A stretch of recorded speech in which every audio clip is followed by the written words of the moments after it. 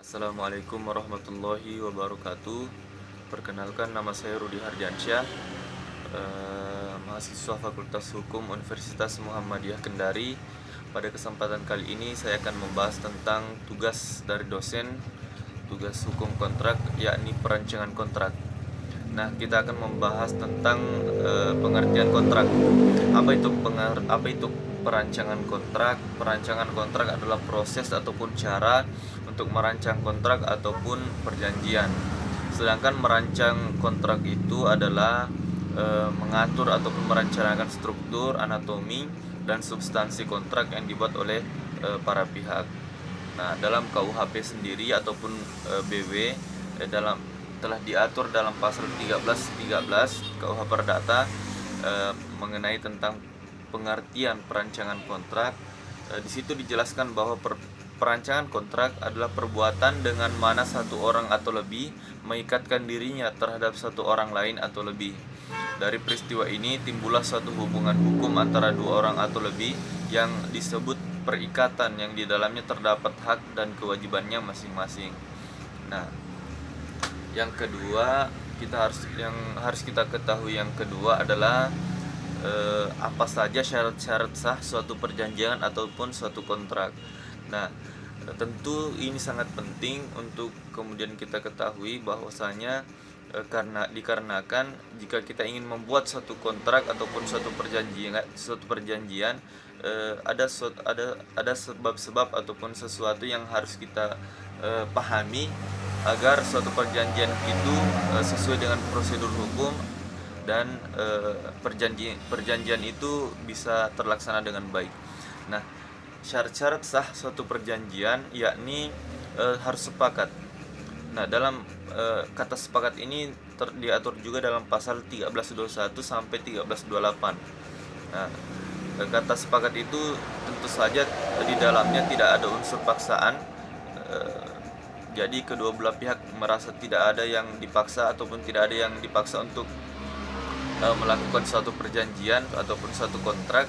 Nah, yang kedua itu dan tidak mengandung unsur penipuan. Nah, maka dari unsur penipuan ini suatu perjanjiannya itu harus sesuai dengan syarat-syarat yang telah ditentukan oleh hukum, tidak mengandung unsur-unsur penipuan dan lain sebagainya. Nah, syarat sah yang kedua adalah para pihak itu harus cakap. Cakap itu diatur dalam pasal 1329 sampai 1331. Nah, tentu saja dalam membuat suatu perjanjian ataupun kontrak, kecakapan ini sangat penting. Nah, ada beberapa syarat ataupun kriteria dalam hukum yang mana seseorang itu ataupun pihak itu disebut tidak cakap. Nah, sekiranya ada tiga yang harus kita ketahui, bahwa yaitu yang pertama, orang itu tidak cakap apabila usianya di bawah 21 tahun. Nah, apabila seseorang ataupun pihak itu ingin melakukan suatu perjanjian, maka usianya itu harus di atas 21 tahun untuk kemudian perjanjiannya itu sah dan sesuai dengan peraturan yang berlaku. Nah, yang kedua adalah orang yang ditaruh ataupun pihak yang ditaruh dalam pengampuan. Nah, ini juga tidak bisa apabila orang itu di bawah pengampuan, maka orang itu tidak bisa dikatakan cakap ataupun tidak bisa ataupun perjanjiannya itu tidak akan sah menurut hukum. Nah, yang ketiga adalah perempuan yang sudah menikah. Perempuan yang sudah menikah ini dianggap juga tidak cakap. Nah, itu diatur dalam pasal 1329 sampai dengan pasal 1331. Nah, yang ketiga itu sesuatu hal yang tertentu. Nah, apabila kita ingin perjanjian kita itu ingin sah ataupun sesuai dengan prosedur hukum yang berlaku, maka apabila kita ingin membuat suatu perjanjian, maka ada suatu hal yang harus kita kontrak ataupun suatu hal tertentu yang akan kita kontrakan. Yang keempat adalah sesuatu sebab yang halal.